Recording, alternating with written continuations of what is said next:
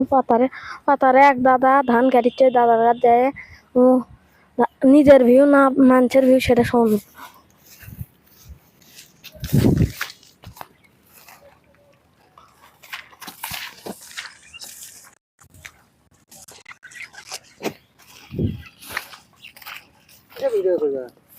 আসসালামু আলাইকুম চাচা, ভালো আছেন?